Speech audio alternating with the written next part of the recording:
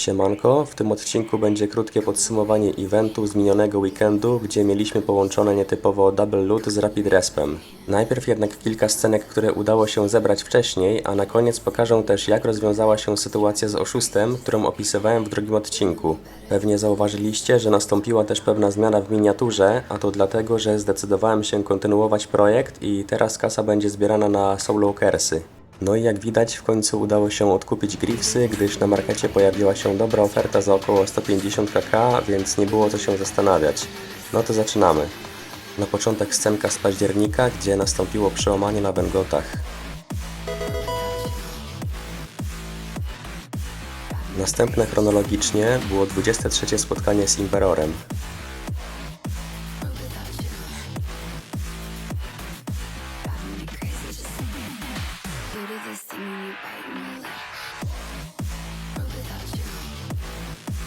Ostatnio staram się nie przegapiać żadnej zulazy i jedną z nich biliśmy w jakże małej, 3-osobowej grupie.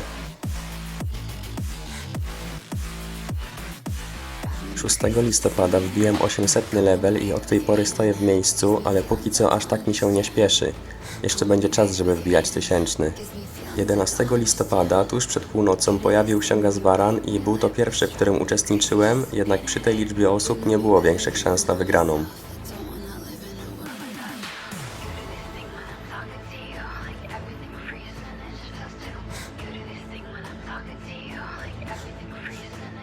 Na kilku serwerach, na których mam jakieś nubhary, sprawdzam też raid orków na Femor i udało mi się trafić na 4 albo 5 takich raidów. 2 z nich, które nagrałem, udało się trafić w ciągu 3 dni.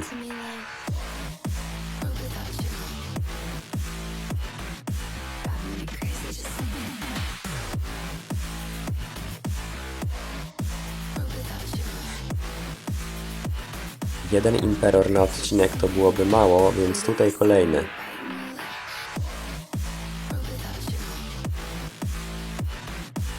Zacząłem też sprawdzać Furiozę i po około miesiącu udało się ją dorwać. Na górnym piętrze były demce, więc było wiadomo, że na dole czeka boss. Nie miałem przy sobie odpowiedniej broni, żeby szybciej ją ubić, ale po kilku minutach się udało, tyle że z marnym efektem. Standardowo nie zabrakło pale counta, ale tu też nadal bez rarka. Zbliżał się event i liczyłem, że masakra zrespi się właśnie w weekend, jednak postanowiła to zrobić w czwartek wieczorem. Zanim pokażę, jak spędziłem event, powiem, jak działa ten loot event i jak wygląda on w połączeniu z potionem na loota. Ta oto wypowiedź jednego z testerów wyjaśnia, że ten increased loot to nic innego jak dodatkowy set loota, w którym może znaleźć się zarówno jakiś średni item, lepszy albo i żaden.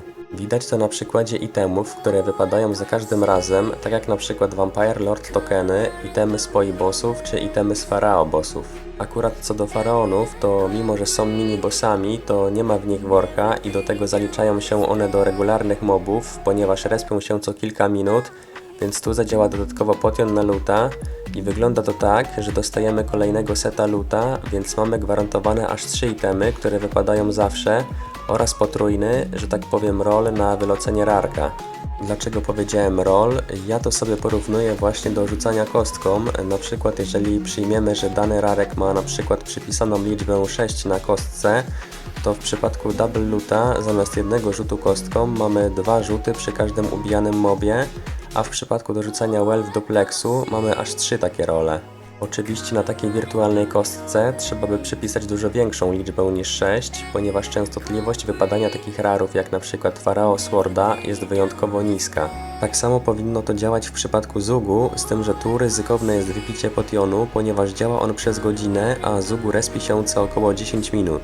Choć jako ciekawostkę dodam, że widziałem screena jeszcze przed wprowadzeniem potiona, że na loot evencie jeden gracz wylucił 2 pary butów w jednym Zugu. Możliwe, że przed następnym takim eventem zrobię dokładniejszy poradnik, a teraz jeszcze najważniejsze podsumowanie.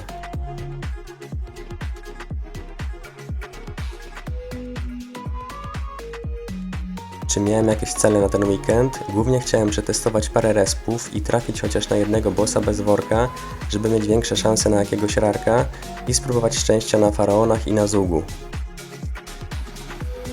No i przechodzimy do rzeczy. Event zacząłem na Poi i w sumie jak to ja, sporo czasu spędziłem właśnie tam, ale uważam, że był to idealny wybór na takim evencie, ponieważ Soul Shredder na bardzo profitowych mobach, które są słabe na loot i co chwilę się respią, sprawdzał się świetnie i udawało mi się to wyciągnąć bez spraya na loota do 3 kk na godzinę. Dodatkowo event pokrywał się z high chance'em na Imperora, ale nie siedziałem na respie sam i pech chciał, że zrespił się, gdy poszedłem na refilla. Podobnie spoko było na detekach, gdzie po osłabieniu Lost Souli można bić same DT i demce i choć na moim levelu brakowało trochę mobów na dolnej klacie, to i tak było przyjemnie.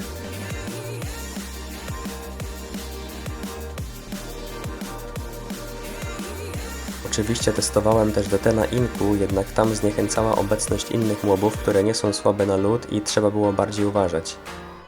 Bazir standardowo był mocno oblegany i posiedziałem tam tylko godzinę, ale jak widać wcale nie zrobiłem tu więcej kasy niż na Poi. Co prawda mogłem jeszcze iść na same elfy, żeby przy okazji szybko dobyć bestiarkę, ale resp przy wejściu był zajęty i poza tym miałem jeszcze inne plany. Ostatnim standardowym profitowaniem było wybranie się w czwórkę na Truazury, gdzie robiliśmy około 7,5 kk profitu na godzinę, czyli na głowę wychodziło trochę słabiej niż solo, ale i tak było przyjemnie. Na początku byliśmy -2, a gdy zwolniło się -1, to zdecydowanie lepiej było tam. A teraz bossy, na które polowałem na evencie i pierwszym z nich był Zugu, na którym posiedziałem może z godzinkę, bo więcej mi się nie chciało, gdy zobaczyłem, że sypie tak samo słabo jak bez eventu. Co najmniej 2 godziny biłem też Faraona, ale poza Skullstaffem nie spadło nic. Możliwe, że na następnym evencie użyję tu potki i zrobię challenge na Pharaoh Sworda. Do tej pory ubiłem już około 400 diprafów. Pomimo, że na evencie ominął mnie Imperor, to udało mi się dorwać 2 Poi bossy. Najpierw 20 już Dracola i pierwsza na loot evencie. Lucik śmiesznie słaby. Mimo podwójnej szansy nie poleciał nawet jeden Skull Helmet.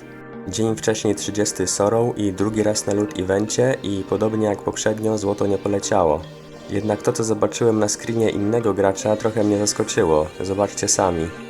Niebywały fart, który można porównać właśnie do wyrzucenia kostkami 2 szóstek za pierwszym razem. Jak coś to screeny z ciekawymi łupami biorę z tematu The Great Boss Hunt na forum Tibia Bosses, link w opisie. Ubiłem też 10 razy demany i profit wyniósł prawie 600k. Nie bez powodu bossem odcinka jest Gafir. Przypomnijmy sobie co mówiłem w pierwszym odcinku serii. Z samego Gafira wydrobimy tylko Cobra Roda i Wanda, jednak czasami przywołuje on Ugly Monstera, z którego lecą chociażby Cobra Bootsy. Przed eventem nie planowałem tu przychodzić, bo zwyczajnie zapomniałem o nim i nie wierzyłem, że może być profitowy, ale jako, że pod moim komentarzem ktoś mi o nim przypomniał dzień przed eventem, to postanowiłem się na niego wybrać w nocy z piątku na sobotę. A oto pierwszy Ugly, którego ubiłem na evencie. W ciągu eventu siedziałem tu około 7 godzin. Nie liczyłem ile Ugly ubiłem, ale pewnie coś koło 40. A tutaj akcja z trzeciego Ugly na huncie kolejnej nocy.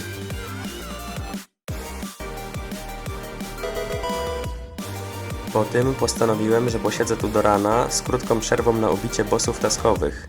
Gdzieś po 4 wróciłem tu, zmieniając gracza, który siedział tu też do godzin porannych. Żeby trochę przyspieszyć, zacząłem też chodzić na Quaida piętro wyżej i tak oto nastała godzina 5:53.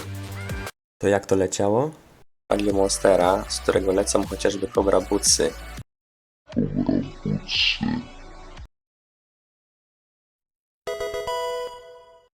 Łączna wartość tych itemów to około 50 kk, a loot z wizjerów też fajnie podbijał profit.